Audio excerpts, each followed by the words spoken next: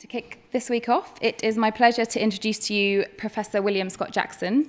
William joined our network of experts earlier this year. He is a leader in the field of HR thinking and a serial entrepreneur himself. So it is our honour to welcome him to the stage this evening. Welcome, William.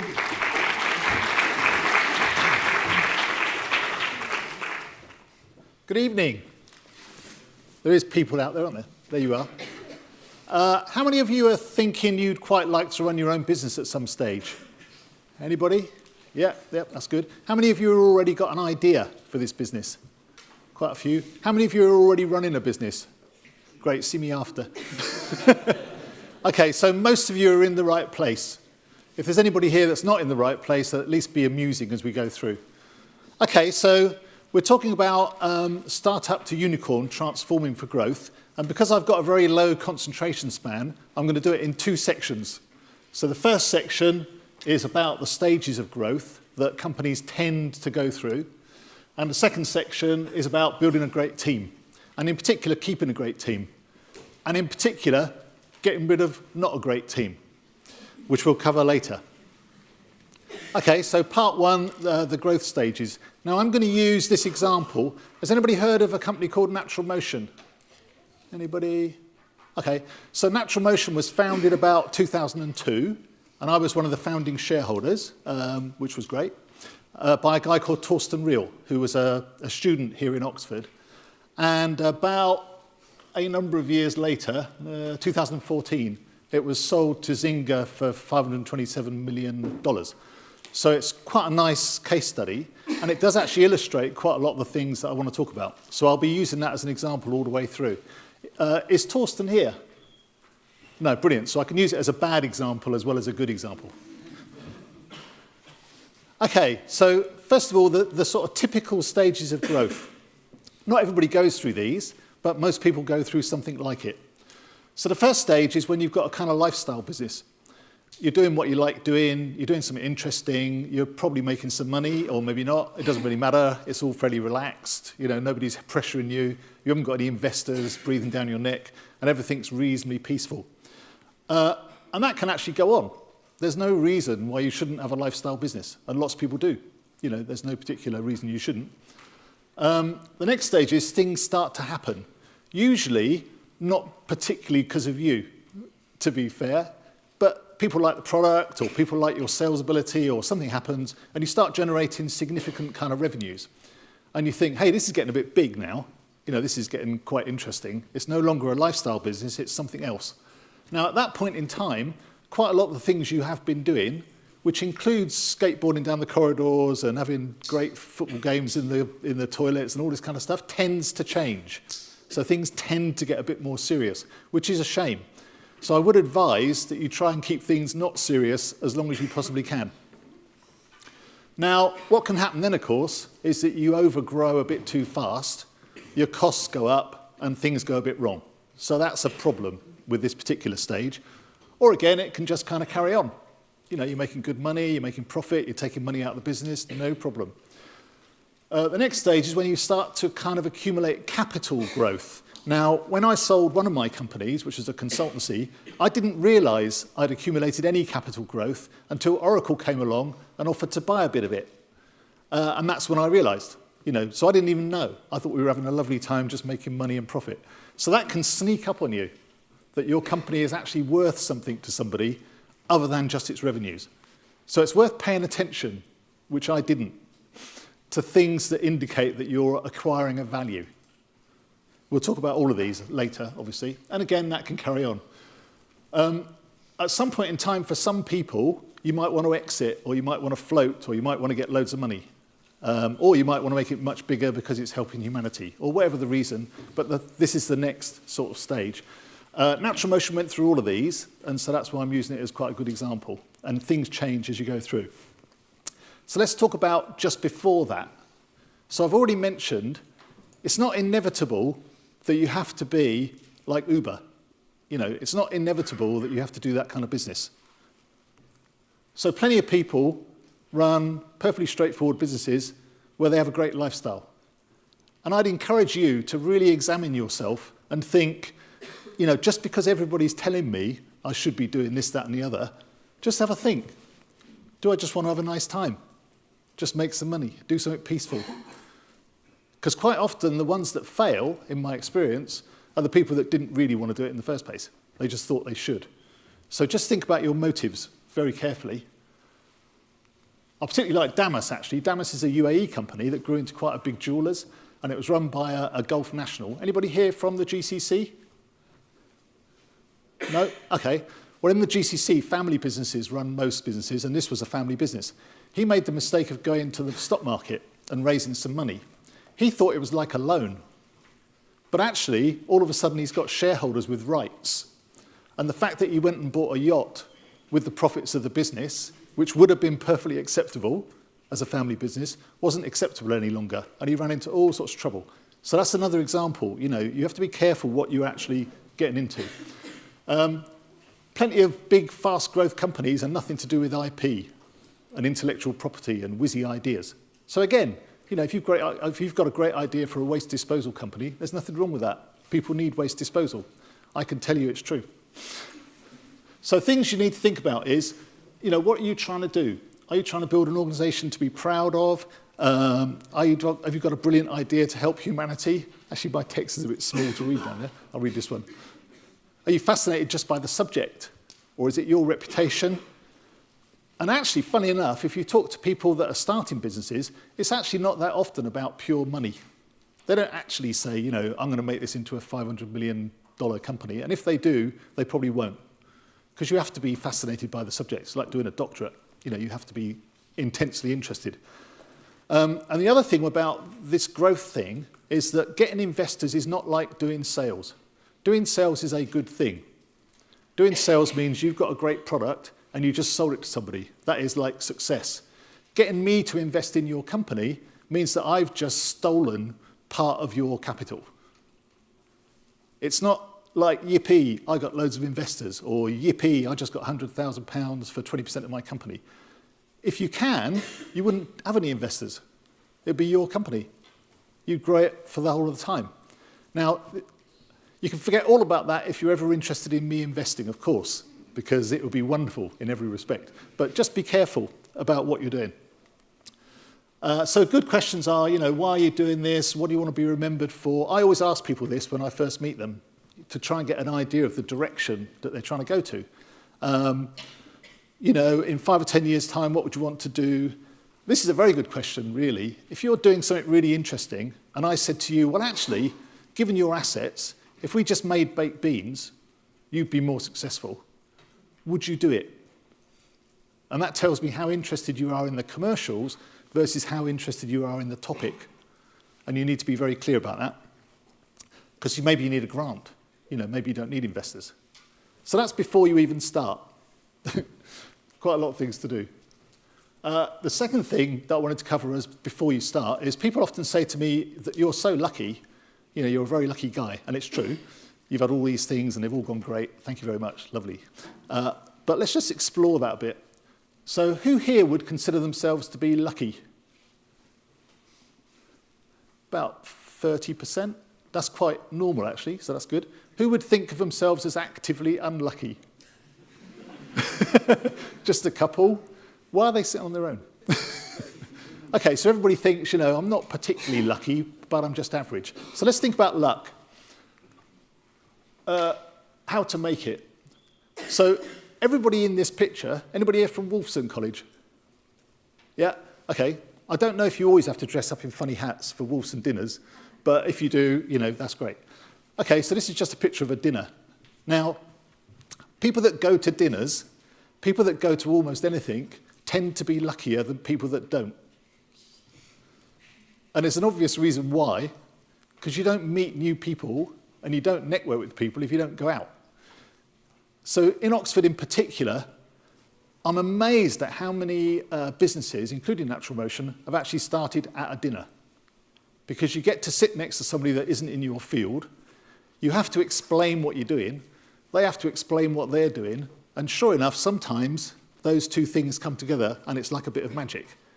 With Natural Motion, it was a professor of evolution and a student of biomechanics and an IT person just happened to sit together. And before they'd finished this dinner, they jotted down a kind of IT program that would evolve and would move properly as a person, just in that dinner. So I'd really encourage you to go to dinners. I don't get a commission for dinners, but I would encourage you to do it. It helps you with your luck. Particularly in Oxford, because you get these cross-disciplinary conversations and you can check out stuff. If you are going to go to dinners and talk to people, you may as well do it consciously. And it's an idea to think, let's spot interesting people, let's spot interesting opportunities, let's do it on purpose. I'm not saying you should be like artificially networking like mad. I'm just saying go and have a nice time. But if you do see an opportunity, don't ignore it.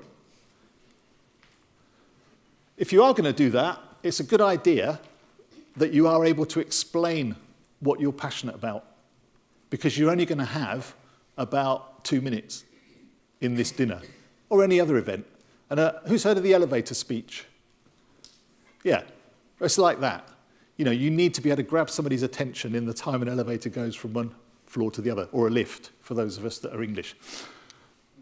So you have to practice that is a good idea. Just be able to explain what you're doing and why it's important. Why not? Why wouldn't you do that? It's a good idea. You have to be interested in them as well. So it's no good just spending the whole time talking about how great your idea is and not even knowing what the person next to you is interested in, because you won't get any synergies. And ideally, you'd find someone different to you, because companies that are run by people that are all the same don't tend to succeed. So this, in this case, means that this particular person who happens to be talking to people is probably going to be even luckier than the ones that went to the dinner in the first place, and even luckier than everybody else that didn't. That is my theory, and I'll now demonstrate it statistically. So suppose I meet 10 people a month, new people. Of those, these are actual what I believe the figures are, more or less. So of those, about 8 of them will actually be interesting. Doesn't matter whether we're going to do anything, they'll just be interesting. 2 of them, sadly, probably won't be interesting, but that's life. Of those, 2 will be very relevant to something that's going on. I don't know what it is, because I don't know who they were in the first place. But if ever I talk to a number of people, 2 out of the 10 will be relevant for something. So basically it means every month I'm lucky, because every month I meet 2 people that we could work on something together. And that is what luck is. That's how I met Torsten and we founded Natural Motion. That's how I've met nearly all the companies that I speak to. I very rarely, as an angel investor, get involved in formal processes, because as far as I'm concerned, it's too late, because I only want to get in before everybody else starts. You can understand the reasons why. So that's what luck is. The other thing is, I don't do this kind of stuff because I'm too busy with whatever. Well, you can do the maths. You're not going to be lucky. So just think of it before you do anything else. Try that as a technique. Okay, so this is the first, this is what Torsten talked to me about when we first met. And what he'd done, or they'd done, they'd invented this sort of stick figure, and they were evolving it. So this is what it was like after 10 generations. And the instructions to evolution were, make this thing walk on 2 legs. And obviously, after the 10 generations, it quite hadn't worked. It didn't get it to move on 2 legs, but after 20 generations, it did. So the idea that was originally there was that this would be kind of a medical application. So we'd be able to help in designing artificial limbs and all sorts of great things, and that was the basis for the company. So that was the start of it. Don't want to do that again. Okay. So that's condition 1. So basically, we've got a business, it's quite interesting, it's doing something fun, and we think it might have some applications in the medical arena, and it wasn't too expensive to fund. So off we go. Now, this is a typical thing that happens. You'll find there's one founder who's some description of a genius inventor, and you'll find another one who's some kind of persuasive, intelligent, inspiring kind of person. That is like classic. And you can think of loads and loads of companies that have got these 2 people. And the thing comes together and they have a great idea. Quantum Cafe. Actually, Quantum Cafe isn't a great idea because I've been there, it's horrible. But nevertheless, you get my gist. That's very typical. And when they start off, and this is Steve Jobs and Steve, what's-his-face, the other one, as he's known in the trade, Sorry. It's volunteers. You know, you're not being paid or anything. You're doing great work together. You're enjoying yourself. It's all fantastic. You know, it's exciting. It's interested. You're committed. It's great. So things you don't need to worry about, because you don't know you're going to be Apple. Well, you know you're going to be called Apple, but you don't know you're going to be this massive Megatron thing. So you don't worry about who owns how much of what. Quite often you'll get a 50-50 thing going on because nobody can be bothered to discuss it properly. So they'll just say, oh, you know, let's do 50-50, that'll be easy. What happens if one of them leaves? Do they still keep their 50? You know, nobody bothers about that kind of thing. Who's in charge, actually? You know, who's going to make the decisions? Well, we're doing it together, it's no problem, you know. We found a garage, didn't we? What's the issue? Are you going to be the right people when it grows a bit? You know, it's an interesting question at this sort of stage. And all sorts of other things. So I've got a lot of sympathy with this because it's too early to think about it. But what I would say you should do is have some sort of general idea. I'm not saying you should have a massive business plan and a massive shareholders agreement and a massive this and a massive that, but at least have a contract that's written down, a psychological contract. So it says, you know, well, actually, I will make the final decision if things need deciding about, but I'm going to try and avoid it, obviously, because we're sharing things.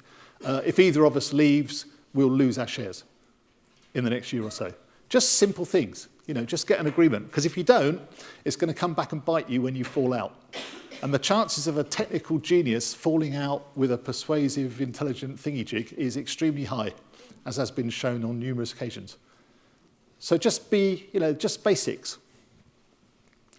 Okay, so this is thingy 2 of natural motion. So by now it's looking a bit better. And we're thinking, actually it's really good for modeling biomechanics. So the evolution thing has kind of gone a bit, not quite so interesting, but it's really good for modeling biomechanics. Does that open up a new market? Well, I don't know, but it's probably still part of medical. You know, let's see. So there we are, revenue growth. So what happens is we're modeling biomechanics and people start buying stuff. So all of a sudden we've got some revenue. The revenues are still not meeting the costs, which again is a common model, you know, there you go. But as long as you've got some friendly investor in the background, that's not too bad. Stage 2. At stage 2, you don't need all this stuff. You don't need a 10-year business plan that's full of figures and data and everything else. Some investors will insist on it, but they know you just made it up. You just made it up in a lot of detail. That's no more special than making it up in not a lot of detail. So if you can avoid it, avoid it. I don't ask any company I invest in to do all this stuff because I don't believe it anyway. And it always ends up with this. In year 5, we'll have 20% of the world market for whatever it is. I had a recruitment company come to me once and said, we've got this great idea. I am actually talking to a lovely recruitment company at the moment, so it's not you guys if you're in the audience.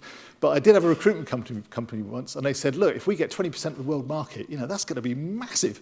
And blow me, it is. But it's also impossible. You know, it's just not going to happen. So this is all a bit pointless if you don't quite know what you're doing yet. You need to be given the freedom to kind of experiment, you know, and poke different things. And as I said, so far, Natural Motion is a kind of medical company. And we'll see how that ends up. What you do need, though, is what we'd call a strategic intent. So you do need an agreement amongst yourselves of your general direction. You know, we're a medical company, we're going to focus on the UK, and we would like to build it so it's got some capital value. Those kind of things. That's great. Those are intentions. And the reason you need those is because they help you make decisions. Because if somebody comes to you and says, do you want to do this in Australia? You might say, no, because I'm a UK medical company, la, la, la. You know, you might reconsider, but at least it gives you an idea. Some of this thing is about flexibility, particularly at this stage, and this is where we get into people. So what is tempting is that you think, oh, this is such a fantastic person, I need to lock them in and I need to do a big, long notice period and I need to give them a massive salary and all this kind of thing. All that does is loses you flexibility.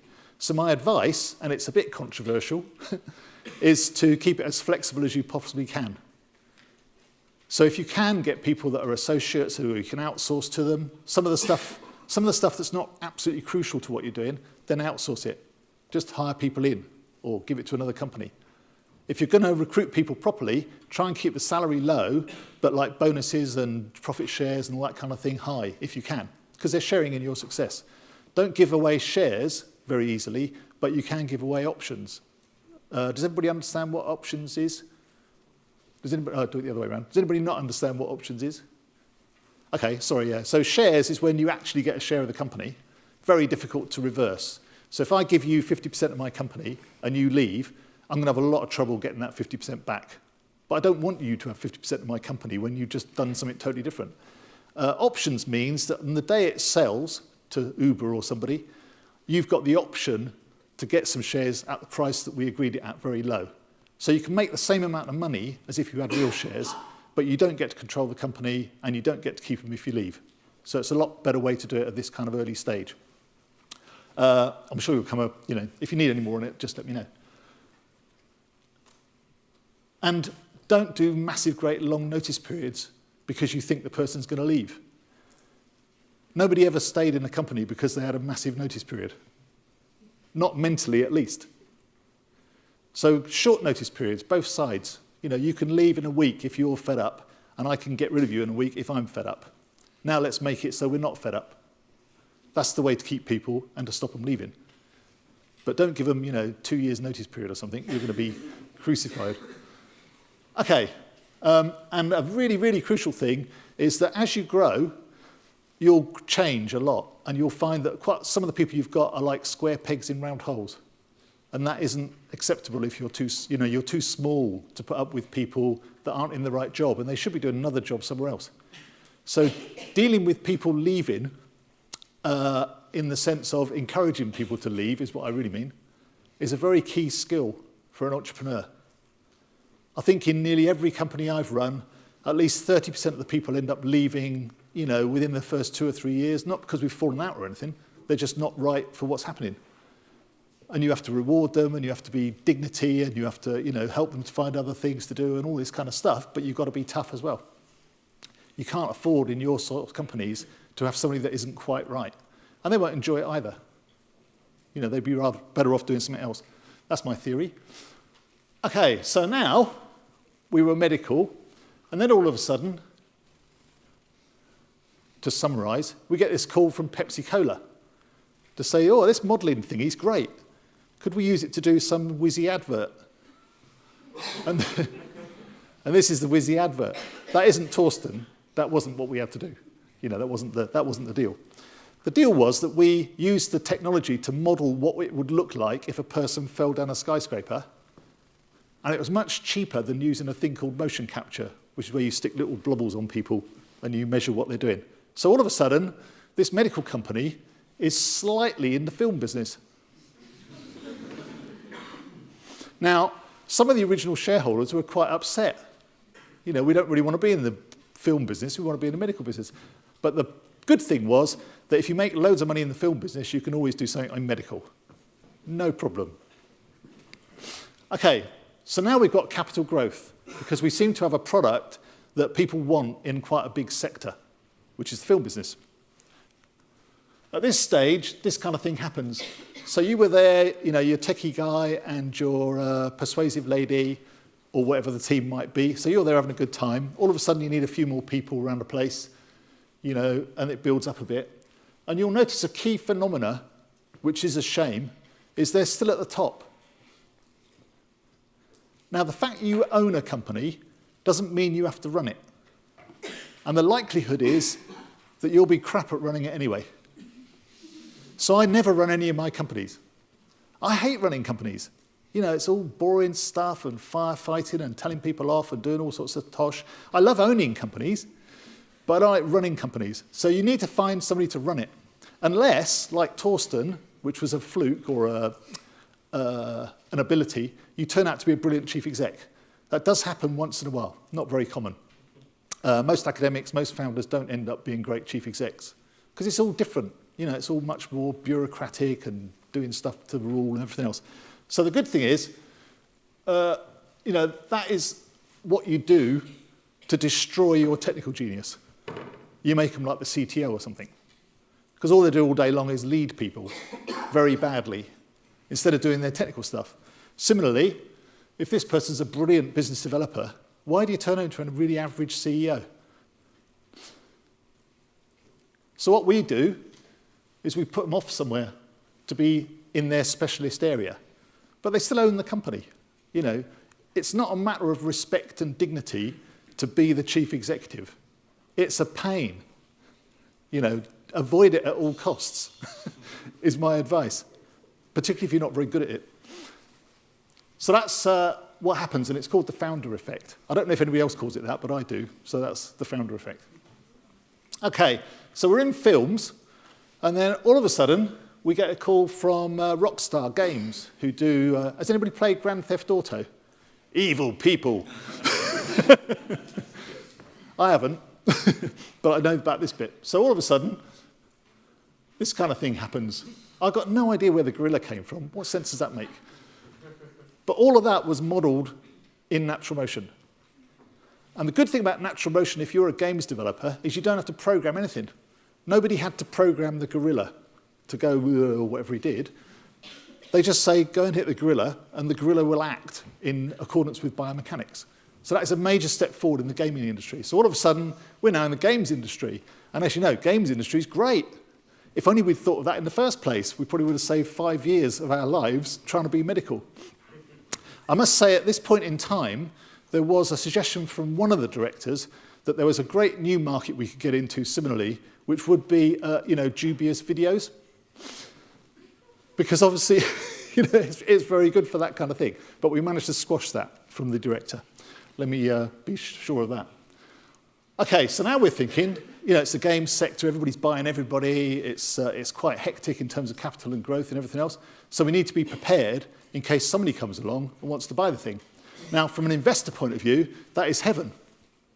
People wanting to buy your company is brilliant, because I didn't invent natural motion, I'm just the investor. From Torsten's point of view, he might have had a different perspective. He might have said, this is my baby. I want to be controlling it. I want to do it. I want to keep it with me for the rest of my life because it's fantastic. And in fact, that is kind of what happened. So Torsten ended up deciding to do his own games. So he's still the backbone for a lot of other games, but he decides to do his own games, which is, one of them was this one. Anybody seen Clumsy Ninja on, iPhone? Great game. Buy it. Actually, it's free, is it? Anyway, it's the same kind of idea. You can poke it and it will act properly. Nobody has to program it. So that was their own game, and that was on mobile. So now we've turned from medical company, film company, games software provider, we're now a games manufacturer. Who would have thought it? Who knew? So the argument for flexibility is well made. Don't stick yourself where you thought you were in the first place, because things change. So in terms of an exit, so now what's happening is your company seems to be worth a lot of money, or some money. You need to just get a bit prepared. So one of the things you need to do is decide, is that what you want? The whole team, not just you at the top, because they're all going to be affected. When we were approached by Oracle, half of us didn't particularly want to be bought, and the other half, mainly me, thought it would be a brilliant idea. But we didn't get bought because the other half didn't want to. But then we prepared, and we said, okay, what would we do if we did want to get bought, and how would we prepare ourselves? You need to spread the benefits to everybody in the company. If everybody hasn't got options, by the time you're acquiring this kind of value, then you should give them some, because everybody needs to benefit. Because whenever you buy a company, you're normally buying the people. If you look at DeepMind, for example, which sold for 400 million, I think, to Google, that's just the people, the people in the technology, but they did the technology. So you need to keep the people benefiting as much as you are. You also need to devolve. So, for example, one of the lessons I learned from Oracle was when they came to us first, they really wanted to buy me, because I was the one doing all the new business. I was the one doing most of the idea generation, because I'm so egotistical, I wouldn't let anybody else do it. But I didn't want them to buy me. I wanted them to buy the company, and then I can go off and do something else. But that wouldn't be possible, so that's no good. So one of the things that I've decided to do in all my subsequent consultancy companies is I get out of the way. So I don't want to be the top man in the company. I don't want to be the person that's known for everything. Sadly, just at the moment, I am. But it means I'm not going to be able to sell it, because I'll have to go with it. So that's no good. So be careful about that. Don't stand in front. And be prepared for due diligence. This is very interesting. I would advise you to always have an accountant that's slightly more senior than you need, if you like, or slightly more prestigious than you need. So we've always used accountants that are one step above us because they're just much more impressive when it comes to the company that wants to buy you, because they'll have all the stuff done. You know, they'll have monthly balance sheets and monthly accounts and all sorts of stuff that we didn't pay any attention to. So always have an accountant that's bigger than you. My first company was bought by accident because I think a bank recommended us, some client recommended us, and they found us on the web. So it was complete, accident that we got bought. So what I learned from that is to make yourself conspicuous to potential buyers. And I'm talking about trade sales. So, for example, we now talk to Oracle a lot because they could easily buy us. We talk to Microsoft quite a bit because they could easily buy us. So you want to be thinking about your investor market or your buyer market as much as your actual sales market. There's three ways of getting an investor, if you think of the investor as a tiger. So one way is just wander about and hope one leaps at you, which does work sometimes. Another way is to go running after them, and trying to grab the tiger. The best way, actually, is to treat it like a goat tethering exercise. So what you do is you find something about your company that you can publicize, that's good for PR, and you stick it out there in the marketplace, and you wait for the investors to sort of swoop. This isn't a tiger, this is a vulture, because I've just switched analogies without anybody even noticing. But make sure your company is known to people. We personally like trade sales rather than flotations. Flotations generally tend to destroy the value of the company that gets floated. I mean, that is a big generalization, but it's a phenomena. Trade sales, you can actually increase the value of your company. So DeepMind, has done good things for Google, for example. Fitbit, the price that it sold for originally when it floated, has dropped dramatically since. And I don't know if that's a sort of totally fair model, but I just prefer trade sales. They're a lot easier. And we'll talk about valuation. So valuations, what happens is you want to sell your company, and some guy in a suit, me probably, will come along and say to you, yeah, we've worked out that if you take your profit and your revenue and what you're projecting for the next 25 years and the fact we don't like you very much and we haven't got any money anyway, means that the value of your company is 1.5 times revenue. And then I have all sorts of data about what everybody else sold for and what your sector's doing and all this kind of thing. Ignore it. It has got no relevance whatsoever. The value of your company is what you'll sell it for and what they'll buy it for. It's a straight negotiation. Anybody that comes along with technical valuations is talking rubbish. And Natural Motion will give you an example of that in a moment. So Natural Motion was doing, I think, about 2 million revenue when it sold. And it sold for $527 million. So there is no formula in the world that would give you that figure. Why they bought it was because Zynga, who bought it, wanted to get into the mobile market. So investors have always got some sort of motivation, which has probably got nothing to do with revenue. When I sold a company to Manpower, our revenues were about half a day's income for Manpower. I mean, we were tiny compared to Manpower. So that's good, because they can't be interested in revenue. They must be interested in something else. And if they're interested in something else, you can negotiate a lot harder. If they're just purely buying your revenue and your profit, then they can do the calculation. So avoid anybody that says your company is worth such and such because I just worked it out. Your company's worth whatever you want to sell it for. And if you don't want to sell it, don't sell it. Okay, summary then. So we did stages of growth. I've focused on the fact you've got a choice. You don't all need to be Uber next week, and in fact, it's not particularly likely anyway. Do stuff if you want to be lucky. If you don't want to be lucky, don't do anything. Strategic intent we covered, which is about not doing loads of stuff, but at least knowing where you're trying to get to. Just because you own it doesn't mean you have to lead it. And in fact, I'd encourage you not to, if you can avoid it. Square pegs in round holes. Tether in the goat if you want to attract investors. There's a lot of stuff, isn't there? And find out the true motivations of your potential buyer, which, as I say, in this case, was to get into the mobile market at almost any cost. Okay, so this is part one. So any questions on part one that anybody wants to ask? In a minute, we're going to do people-y bits for a while. So at the start, he said that there should be some kind of mental contract between the founders. Yeah. But at some stage, you're going to need volunteers pretty soon. What do you do with those volunteers? Well, I mean, what kind of contract do you do with them? Yeah. So what I was actually saying was that the founders are volunteers, usually. If you do get other people to help you, they really do have to be rewarded some way or another.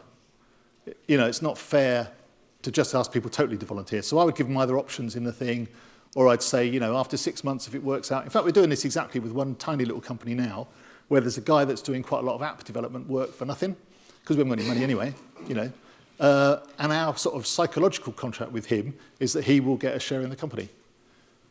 So, I mean, what do you say? Do you say, I mean, when you're two guys, but you're the third one straight away? Yeah. Do you just say early on, this is going to be your options if it goes well? Yeah. Depends what they're going to do. And if you're the volunteer, how do you go about asking for it? Unless it's something that you're absolutely passionate in and you just want to save the world with it, which is a different thing. So we're not talking particularly about social entrepreneurship, which is another subject altogether, really. But if it's something you're really passionate in, you might want to do it for nothing. But if it isn't something you're really passionate in and you're doing it to try and help, then you should have a share of whatever it is you're trying to help with. And you need to have a frank and open discussion. If it's worth something to them at that stage, then you should be asking for some sort of recognition. And actually, the funny thing is, it's a lot easier for them to give you options at that stage than it is to give you money. And if it turns out to be a natural motion, those options are going to be worth a heck of a lot more than money anyway. So, that's what I would do. Good question. Okay, finding and keeping the right people. So this is an issue for everybody, and actually it's a good point you made. Even if you're two people, you might need another one. This isn't just going to affect, multi-mega corporations, all this stuff. It affects any business. So the first thing to think about is what we would call strategic capabilities. So for your organization, there's going to be things you need that are fairly standard across the industry or across the sector, and they're just basic stuff. That sort of stuff we would tend to outsource to somebody, because it's not really where your added value is, and you can get it done, fairly easily. If you can, I'd avoid getting somebody in as a volunteer and giving them options to do that. I'd try and pay them something, but maybe not too much. The second category is best practice stuff. So if you're an app development company and that's your big thing, you better be better at it than everybody else, or ideally. So these are skills that are not that common, and you probably need to have them yourself. And it might be one person, but it depends on what you're doing. It depends on your sector. These ones are the really valuable ones. So these are ones where if you had one of them, you would rule the world, because nobody else has got one. They're that scarce. They're that rare. And if you can really think about that and think, in my sector, if I had a such and such, that would really give me a competitive advantage. Then those are the ones that are worth the most to you. And we do sort of analyses for big companies about all this kind of thing. But it's worth just thinking about, what particular skill or capability would make me better than everybody else in my sector. So the problem with that is that usually these capabilities are very scarce, and there'll be lots of people fishing in the same pool. So what can you do if anybody here do fishing? No, neither do I, but it seemed like quite a good analogy at the time. So what do? You can either increase your share of the pool, good idea. You can make the whole pool bigger, and I've seen that done. It's quite an interesting technique. We've done it for companies in the Middle East. Or you can just go to a different pool. And we're going to talk about the first one and the last one as ideas. So how do you get more share of the pool? This is nobody here from the GCC, is there? Or Qatar or anywhere similar? No. Okay, so Qatar is one of the wealthiest countries in the world, you probably all know. It's a bit fed up at the moment because Saudi's bullying it a bit, but nevertheless, it's one of the wealthiest countries in the world. And there are only 250,000 Qataris in the world. The Qatar government has said that anybody working in Qatar, any company, has to employ Qataris. So Qataris are like gold dust if you want to work in Qatar as a company, because you have to employ Qataris, and actually, a lot of them are really good, so why wouldn't you? But you can't find Qataris because everybody's doing the same thing. So what you need to do is look at the motivation of those people, and this would apply exactly to you. So if you want the best techie person in the world, what is going to motivate them other than money? What do they really want? What can you offer them that's going to make a real difference? So this is what employers thought of, So that slides, these numbers here are actually things like money. But the key point about it is that the employers' ideas of what motivated Qataris were exactly the opposite to the Qataris' ideas of what motivated Qataris. And one of them, for example, over there, was serving the country. So Qataris love to serve the country. As far as the employers are concerned, Qataris love to earn money. I'm not saying they don't, but actually they love to serve the country even more. So if I was going to employ Qataris, which I do, I would talk to them about serving the country. It's sort of not rocket science, but you need to understand what the motivations are. Similarly, this is great actually. So similarly, employers thought the best way to recruit Qataris was online advertising. That's what this left hand was. And the not bad way of recruiting Qataris was networking, executive search, that kind of thing. As far as Qataris are concerned, when you get the slides, which you can have, it will actually say what's on these slides rather than me having to explain it. As far as Qataris are concerned, the worst way in the world is online advertising, because Qataris won't apply for a job. They think they should be invited to apply for a job, not because they're particularly egotistical. It's just that in Qatari culture, everything works on networking and relationships. So why would I go to a strange company and sort of apply for a job? That's bizarre. Why would I do it? So again, the employers are doing exactly the opposite of what the Qataris want. So what we would say is you carefully define who you want, and this applies when there's only two of you. Carefully define what you need.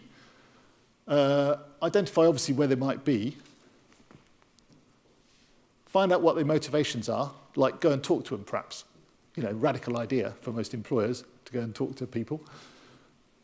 And you can prepare your organisation to see if you can meet those aspirations. So for example, if I'm a young IT app developer and I want to be in the next Uber, is our company going to look like that? Are we going to be like that kind of company? And if we are, let's tell them that's what we're going to be like. And then we definitely think that networking to get people is a good idea. It's not executive search, but it's just networking. Ask about people.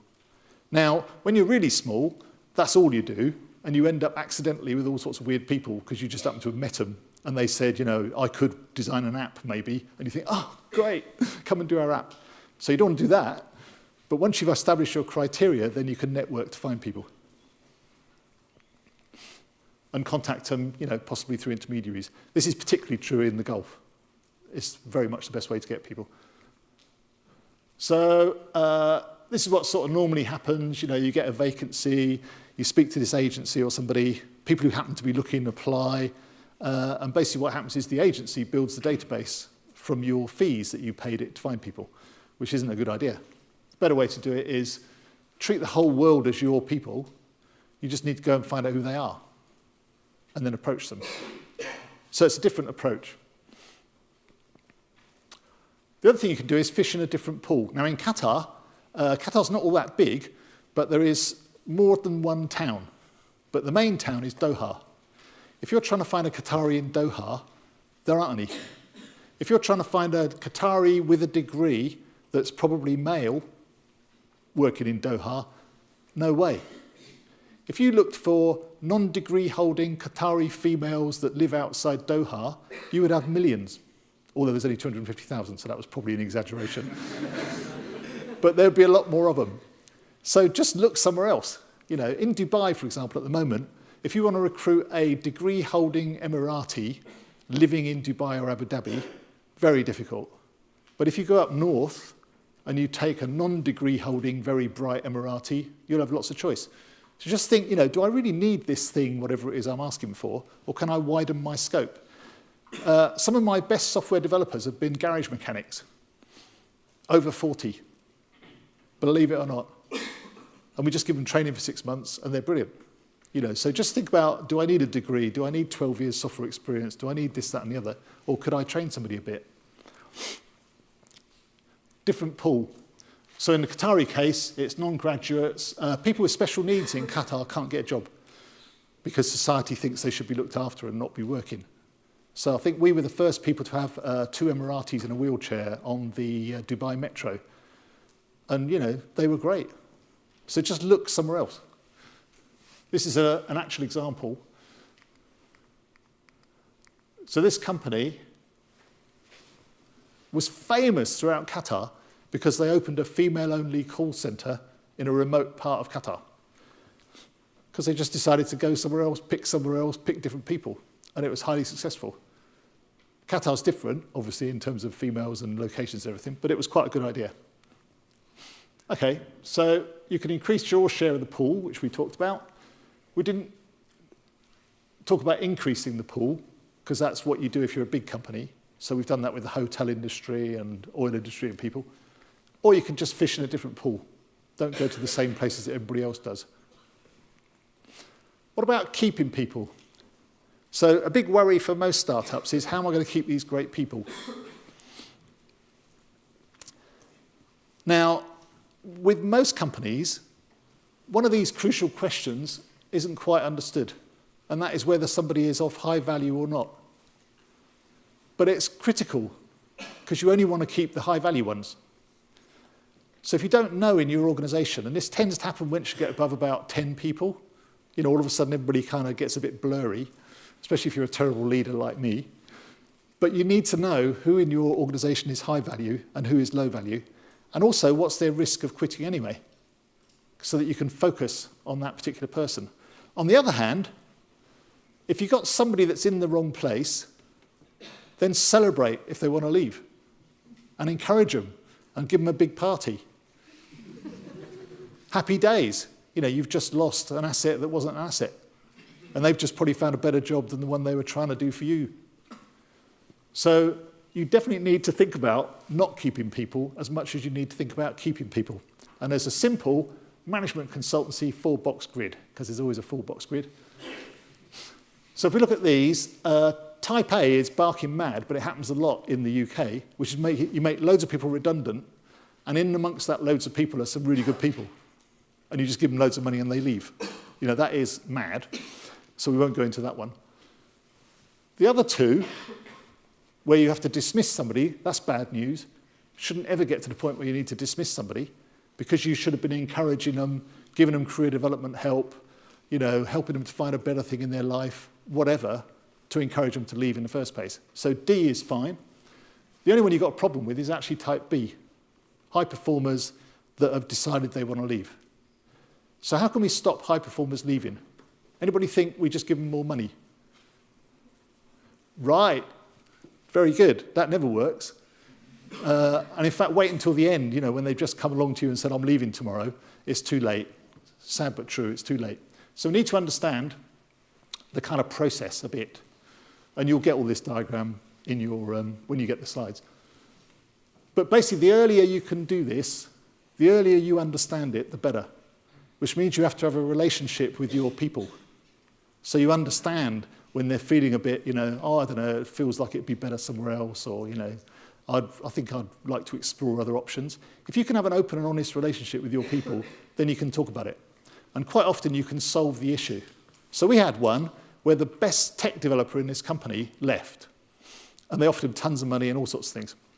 It turned out that this guy, and it was a guy, wanted to do a keep fit thing at 4 o'clock on a Thursday. And he felt that the company wouldn't let him, because it was all high pressure and stuff. And so he didn't raise it, because he assumed that they wouldn't. And he assumed wrong, because they would have. But they didn't know. Now, of course, by the time he comes to the end of it, he's already decided he's going. There's nothing you can do to change somebody's mind once they've decided. But if you understood the person a bit, and you talked about stuff, and the person was willing to say to you, I really want to do this thing on a Thursday afternoon, 5 o'clock or whenever, you'd probably say, yeah, no problem. So find out early is really the key point.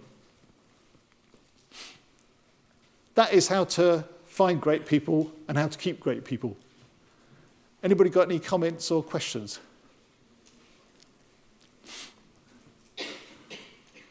I was stunned as well. Here we go. You didn't say anything much about friendship and such. Yeah, that's a very good point. Yeah, so a really good way to keep people, is to be their friend, or at least understand them enough so that they think you feel for them a bit. One of the biggest things that makes people leaving companies is dignity, or not being shown dignity or respect, particularly by bosses. So we've actually developed an app to help stupid bosses to look after their people more easily. And it just says to them, do this, it's Friday, do this, and they just do it and it's fine. I did actually mentor a chief exec of a $400 million, why are all these companies $400 million? Weird, isn't it? Anyway, this guy was a chief exec of a $400 million company, but he wasn't good with people, and he'd stayed at the top, And in the end, we said to him, okay, the only thing that's going to work, every time you want to say something horrible to somebody, you have to say 3 good things first. That is the law. So he went out of his office, and he says to the secretary, wow, you're looking really smart today. Your typing is absolutely brilliant, and the desk's nice and tidy. Now, where's that report I asked for 12 weeks ago? And everybody was in hysterics, throughout the whole company. So it worked really well. So I think that's a really good point. Just try to be nice to people.